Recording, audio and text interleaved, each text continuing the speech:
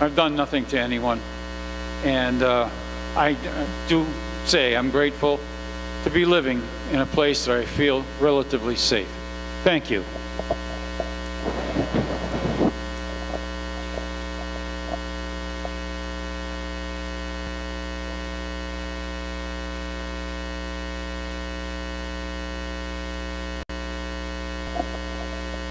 Hi, can they hear me? Can you hear me? I'm Pat Snyder, and I heard from Kathy Volkemer this week on Wednesday morning that her dad had died that morning. She had moved a couple of weeks ago to her parents' home to help take care of him, who was in advanced stages of dementia. And her mother is not doing well. She is also showing some signs of dementia. So Kathy is there, and her family is helping out. And Brian, bless his heart, he got right on it and sent out an email blast to everyone, giving them Kathy's new address and the details of the service that there's going to be this coming week. So if you would like to go or send her a card, that information should be in your email. If you don't find it, you can call me, Pat Snyder, or you could call Brian.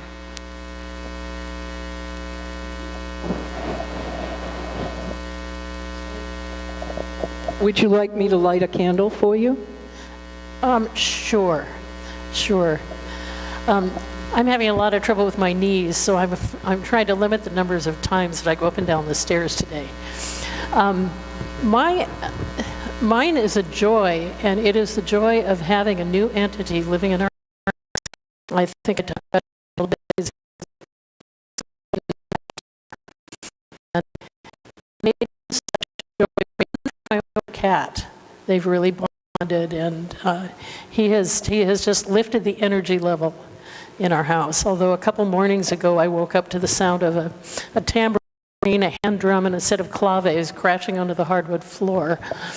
But other than an occasional thing like that, it's just such a joy to have this little character in my life. Part of the interdependent web.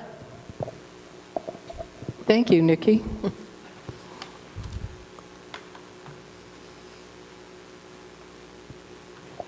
And I just lit a candle for the absolutely beautiful daffodils at the cemetery. Good morning, Rose.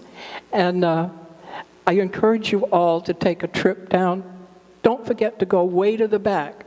Brian didn't do that for years. And finally, one day, I took him to the back, and he took pictures for, seemed like hours.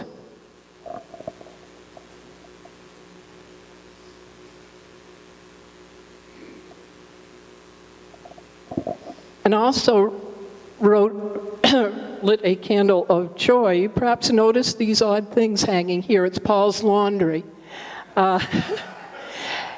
Jane Perkins made 6 of these and 6 of these new tablecloths for our coffee and carbs and our luncheons and things like that. And boy, did we need them. So we'll be putting them where you can find them next, I think, Monday.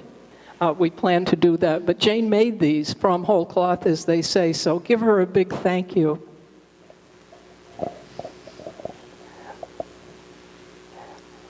We've expressed our joys and our concerns this morning. Let's take a moment to hold them in our hearts.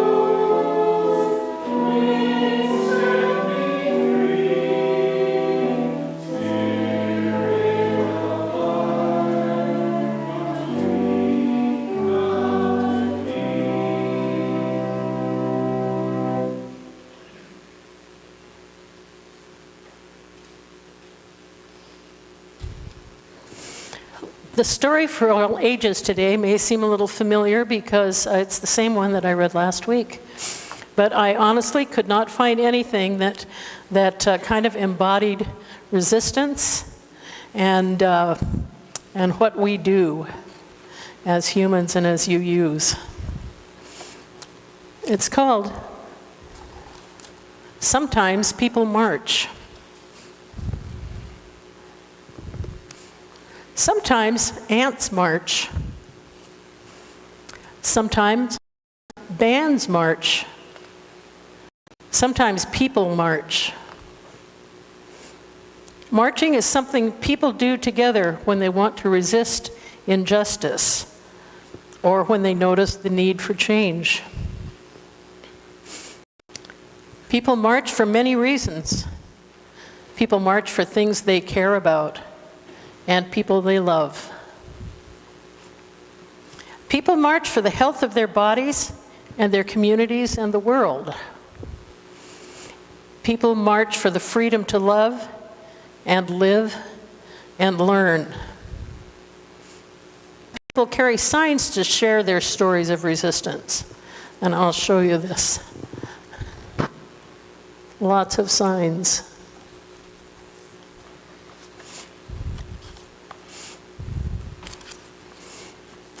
People resist in many ways.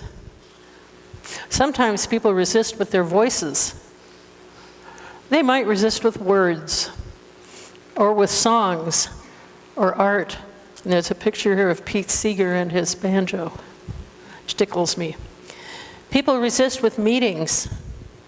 They resist by standing up, or sitting down, or taking a knee. It isn't always easy. Feet get tired, arms get tired, and hopes get tired too. Sometimes problems seem too big or too complex. But we do not march alone. Ants are stronger together. Bands are louder together. People are more powerful together. Sometimes from feelings of fear or anger or injustice comes the hope for change. Sometimes great change starts small with a brave question. Maybe your question. A question that calls people together. And together, we find the courage to march. And I'll share this picture as well.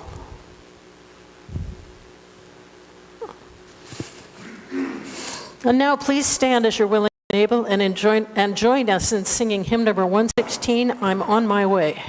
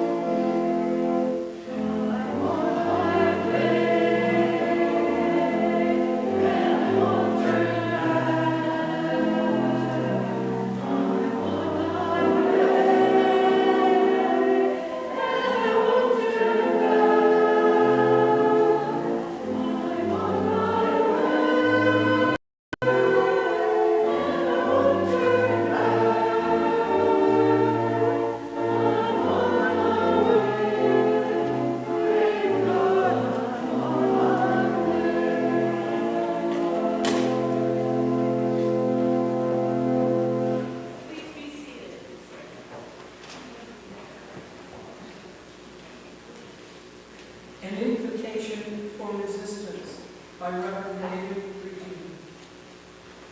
Now there is invoke, there is provoke, there is just vote, and there is avoke.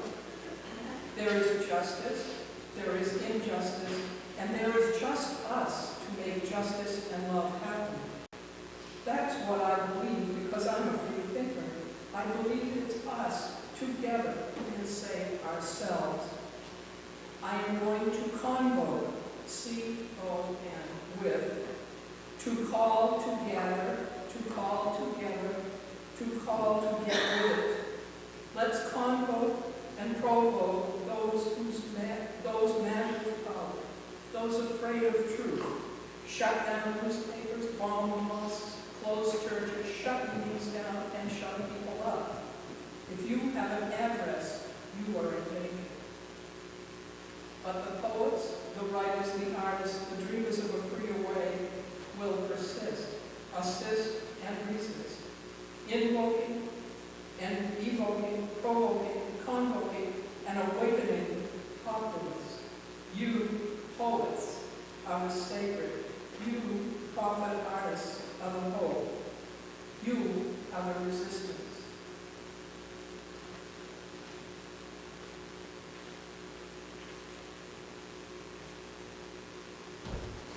And thanks for the gorgeous music today, Melody and Paul. I know that last hymn was a little challenging, but you did a great job.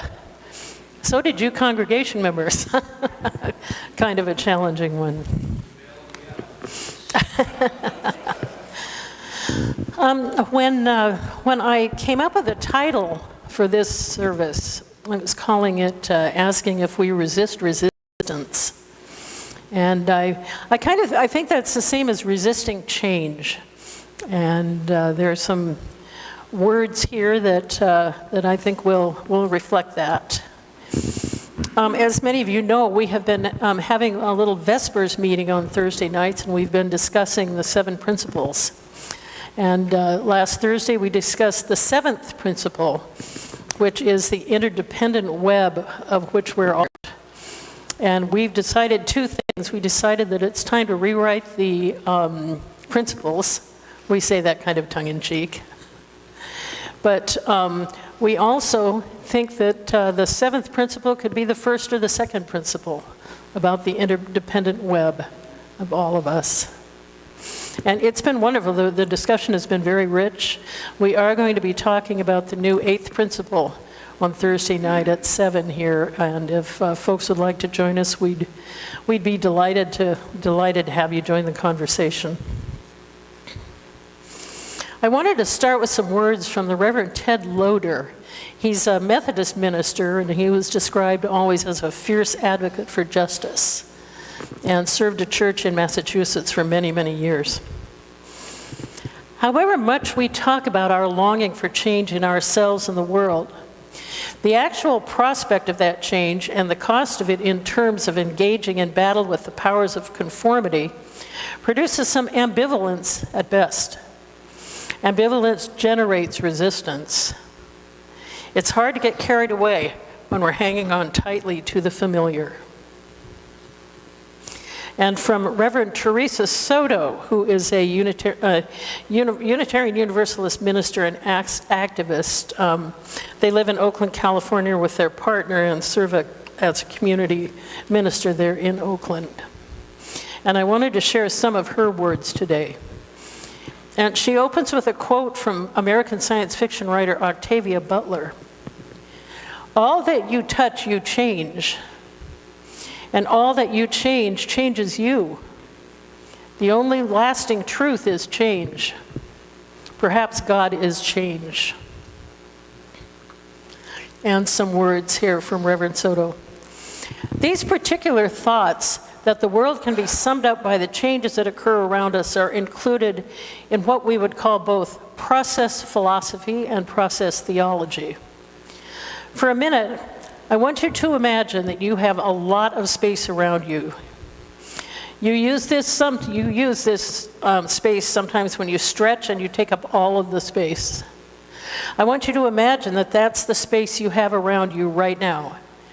That's how much space there is for all of the ideas, beliefs, and thoughts that you bring with you today. Think of processed thought as one of the ways to measure what happens in the world. The measuring stick in processed thought is change.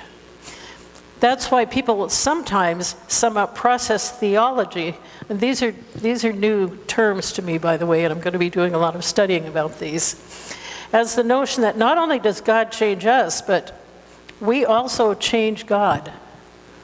That was a startling one for me. In that way, God isn't loved or worshiped. Instead, God is perceived, shaped, and ultimately the field or the ground of transformation. As people participating in the process of change, both the changed and the changers, you become agents of co-creation with the larger forces at work in the universe. And the bigger question is this: how does being a co-creator of change affect you in the way you live your life each day? A quote here from American writer and poet Amari Baraka. People didn't send you to college so you could just drift out into the woods reciting Shakespeare. They sent you to college so you could come back home and help them fight. You understand that, right? To come back and help us. Help your old parents who have been fighting all these years. Now it's your turn to come back here with more information and the same heart that you had before. She says, I want to urge you with that same spirit. You don't come to this community and this congregation so that you can wander off into your daily life with happy quotes and sunshine feelings, although we get those sometimes. You're here to prepare your heart to be a better human. You're here to prepare your actions to be the edge of creation. You're here to prepare your will to last for the long haul. The tricky part about the long haul is that to perceive the future in the things you do today can be a little confusing. People tend to use time as a way to break up the unclear future into measurable pieces. But it isn't always measurable for us how change works. What was the moment in which freedom to marry gained enough strength to be ordinary and not fantastical? What were the thousands or even millions of just acts that accumulated into the passage of the Affordable Care Act? If time plus change equals new futures, how do you account for the change you want to see? Time brings change from the future into the present because the things you're doing right now equal change. I believe that no matter what our specific political affiliations, we dream together and act together for a vision of beloved community that resists human degradation and disconnection. When I talk to you about resistance from this pulpit, I in no way am asking you to choose between a donkey or an elephant. I'm asking you to say yes to humanity. One of the immediate takeaways is that every moment counts. The moments when you care for yourself are also resistance. And we certainly learned that at Chime.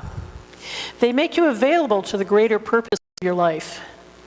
The moments that you care for your family are resistance. The people that you love and the people that love you pull you forward into that new future. The moments that you care for your community, whether you teach or do community work, whether you offer refreshments or make music, these are also resistance.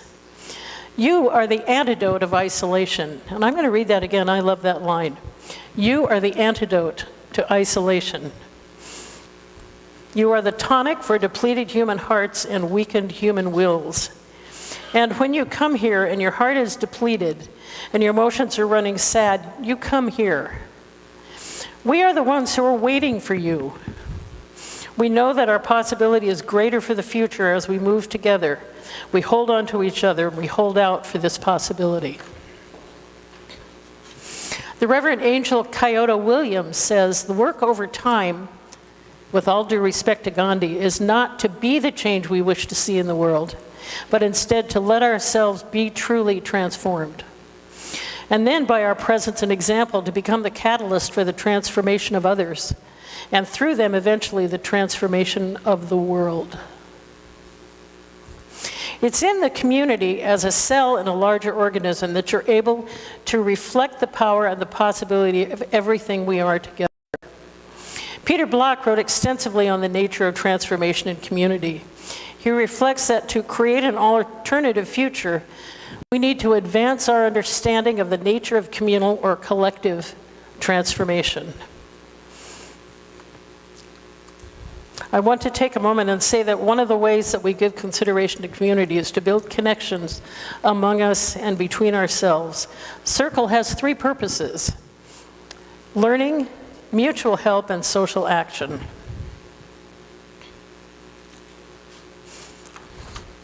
Social capital is about acting on and valuing our interdependence and our sense of belonging.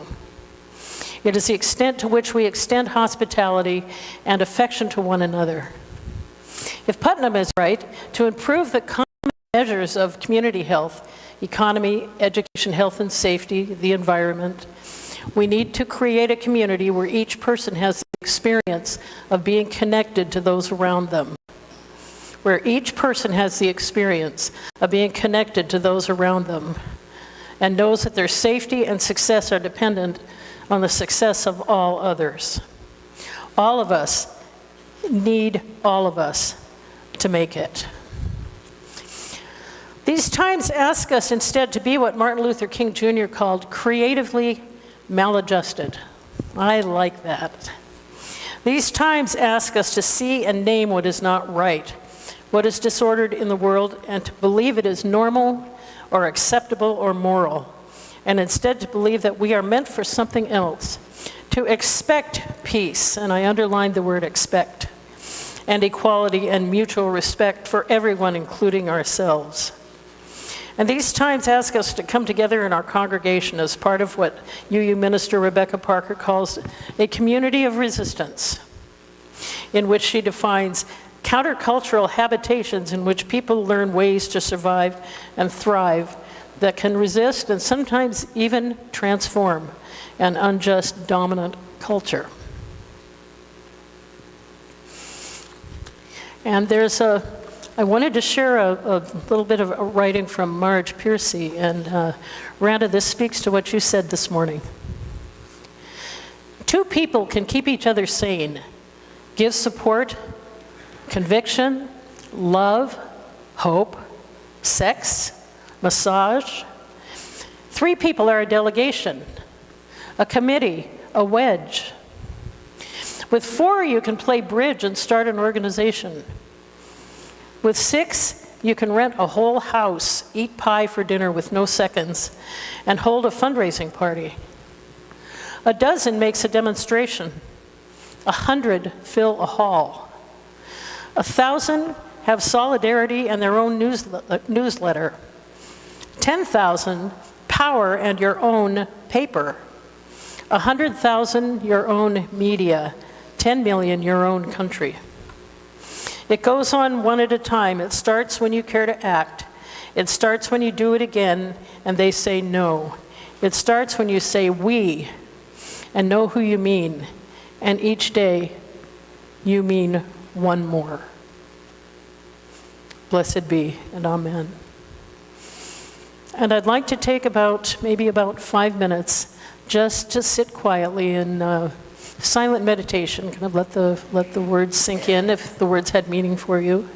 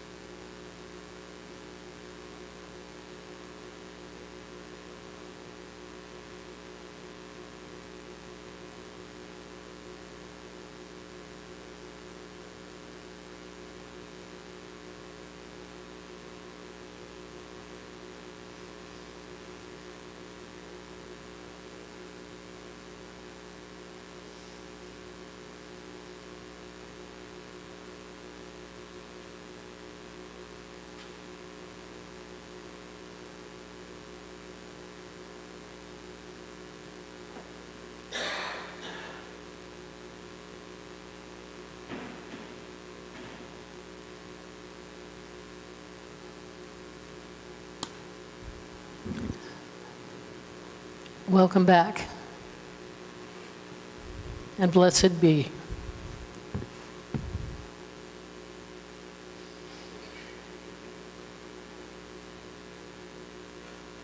When we gather together as a community, we bring the gifts of ourselves, our hearts and spirits, our time and energy, our talents and skills, to support the work of this church here within our walls and out in the larger community. We also bring our gift of generosity, giving of what we have to that work of this, so that the work of this church may continue. As always, half our offering today will be sent out into the larger community to support the work of an agency or organization that is making a difference in our world. This month, we are sharing our offering with the York County Community Action. If you are watching from home on YouTube, donations may be made by clicking the PayPal link in the video description, or checks may be mailed to the CSB, 60 School Street, Saco, Maine, 04072. Please be generous as the ushers collect this morning's offering.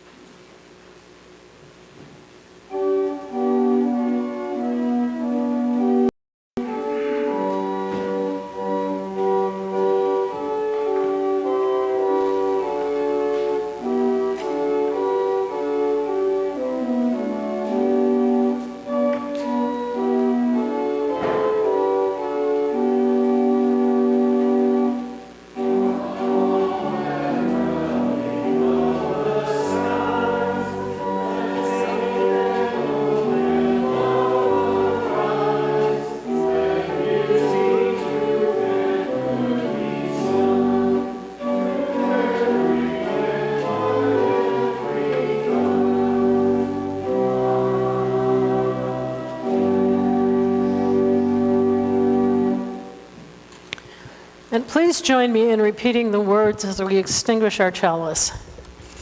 As we release this flame from its faithful service today, we allow the spark in each of us to burn on, to warm our compassion, to fire our delight, to light our paths today, tomorrow, and always. And now please join us in singing an old favorite, hymn number 169, We Shall Overcome.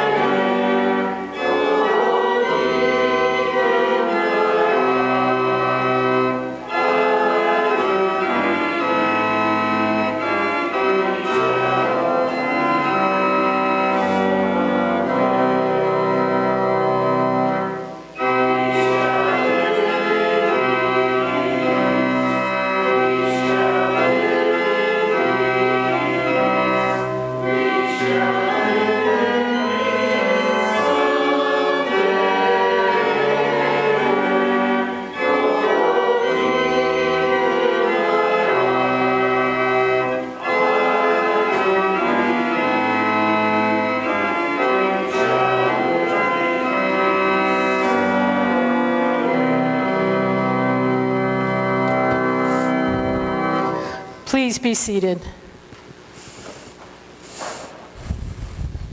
Our closing words today are from Reverend Liz Weber.